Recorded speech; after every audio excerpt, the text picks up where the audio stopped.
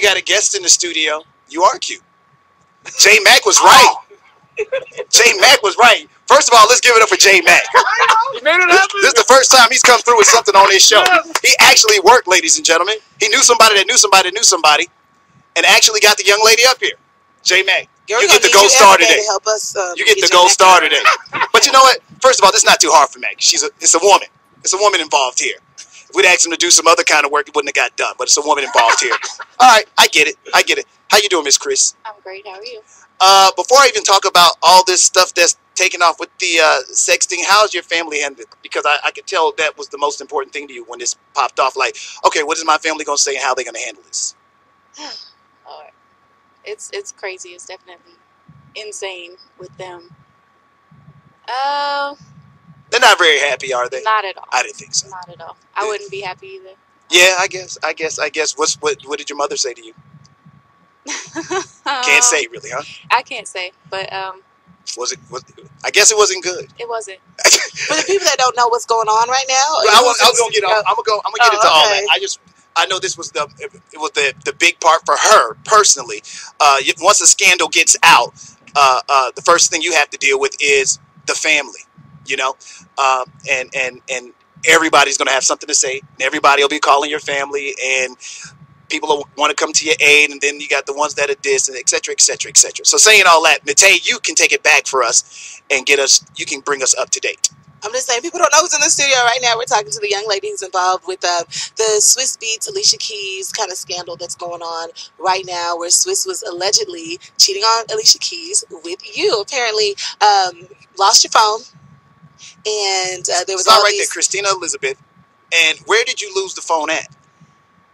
Well, it was one of those nights where you go out, you have a couple glasses of wine, and you just forget where you place things. I'm guessing it was somewhere in the Galleria area, one of our nights out, but not too sure exactly where. Now, I'm thinking that this kid's name has to be in your phone for somebody to get this in, because they know whomever got it. I'm thinking they have to know information about you and perhaps some involvement with that other person. Have you been able to track that down as to who might have been the person that got it? I have not. You have not. Okay. Now, for those that don't know, and I read what you sent to Bossip on the air the other day. And again, to just retract what Nate just went through. Basically, you have a friend by the name of Swiss Beats, who happens to be a big-time producer. He's from New York. And for those who are listening to the audience and maybe not know, he's also married to Alicia Keys, whom they've had a baby. I don't know. When was that, Nate? Was it last year? Last year or so. Just recently, over the last week and a half or maybe week, after you lost your phone, some people got word that perhaps there has been some sexting recently between the two of you.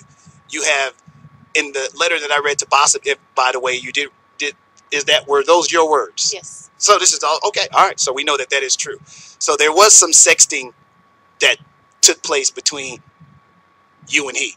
Yes, this is correct. Since he's been married to Alicia Keys. This is correct. Now, when is it words that you're sending, or did you happen to send the young man a picture? Because I don't actually know what was texted. I didn't actually read that. I just read your response. I don't know what did you send? Did you send him nude photos of yourself? They weren't all the way nude, I can say, but what would a partial nude be? My backside. That was it. I can't be mad at that. All right. Okay. So I'm just being honest. I understand. I'm just saying. So I get. Stick to the story, reporter. So he got. That's right. Never include yourself in the story. You're right, Jay. You're right. So he got this picture. Obviously, it brought up some old emotions from back in the day, and I guess the young man wanted to see you bad. This is correct. So that's pretty much what we got from this sexting deal, and that's now what's going on the internet. And you came back, and you obviously said that you, at one time, did have a relationship with him. Could have been the reason why he broke up with his first wife, or at least part of that reason. But you weren't aware at that time. But you are aware at this particular time, as you go back and forth with the text messages or whatever, that he is with someone now. Yes. Natalia, anytime you want to just chime in. I mean, you seem like you was handling it. I know when we have ladies in the studio, like, you always handling the story. The lady like, hey, yeah, she can handle it. Go ahead. I mean, I just wanted to know if it was true. She said it's true. Um, of course, and then you added on to your deal with Bossa that you felt that in this situation, this guy is going to say that this is probably not true. Yes, of course. My reason for saying that is because he's in a position where he's already He stands a done lot this. to lose. Yeah, Exactly, and I can understand that. And I mean, you're in front of 1 million people. You already messed up one time, and you marry this gorgeous woman who everybody loves, and you do it again. What made you say, you know what? I'm just gonna go ahead. I'm gonna tell my part of the story. I guess you could have easily, like, if somebody asked, and you said, and even in that letter, you said one time when the first wife called you about a situation. For those that don't, and I wish we could post up the letter or whatever, but in that letter, you said that he called you on one occasion and said, "Hey, wifey's about to call you. Deny," and you said you did. So in a situation like this, why did you not just say, you know what? Not going to respond, although they got my name, they got my information. Why say, I'm going to just set the story straight? Well, because this is the second time this happened. And after I tried to explain this to my family. The only reason I said something is because it is super embarrassing. People know me, and I mean, if people are constantly calling you something and telling you that you this and that and the other, you're going to want to say, okay, listen, you can't make me out to be this person because this is not what happened. You don't know the full story. So after a while, I was just like, okay, I can't take it anymore. Now, you do realize that there are going to be those who are huge fans of Alicia Keys, and just some people just in general, they will say, okay, you are being a house wrecker. Now, my opinion is it takes two to tango, but there will be those that will pull it, they will grab a side and take hold of it.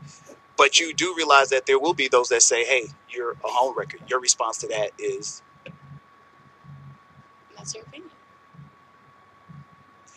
Did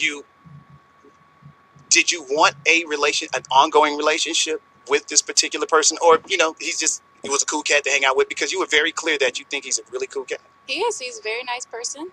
I can say that we've been friends before all this. And then this happened, and it was on and off. I've been in relationships where I still communicated with him. There was nothing sexual going on between him and I when I was in a relationship. And even recently, it wasn't sexual. I mean, it could have gotten to the point, but, I mean, everything happens for a reason. Had he just happened to be in Houston and hit you up after your sexting situation, do you think perhaps something sexual would have happened? I don't know. Okay. It's fair. Has he tried to contact you or any people from his camp? No. Did you think he was going to take your career to the next level? I'm just asking. No. By the way, and I'm glad you mentioned that, Chris she is a singer. I heard a little bit, and I'll play some of that for you guys a little bit as well. But you are a singer. Was your relationship one of those kind of deals where there was a promise of him helping you out in a career, anything like that ever? And because I didn't pick that up from what I read from what you put on the Bossa site. No. So you had no expectation that maybe he would try to help you at all with your career or anything? No, I have a lot of friends in the music industry, and I don't use them for that. Like, I'm genuinely friends with these people. Like, I've never asked them, hey, can you help me with my music or whatever. It's just kind of like me building my music I've been doing this for 9 years. I've been writing, I've been singing, I've been doing all this stuff.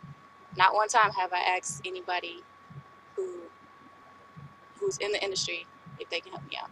I've always left it up to them. Swiss to never give you none of that Swiss cheese? None of that bread? What does that mean? We don't know either. None of that money? What does that mean? Money. Has he ever given her money? Gifts? Has he given me money? No, I'm not I'm just asking, because people are going to ask. I know, I understand. But, I'm not that type of person.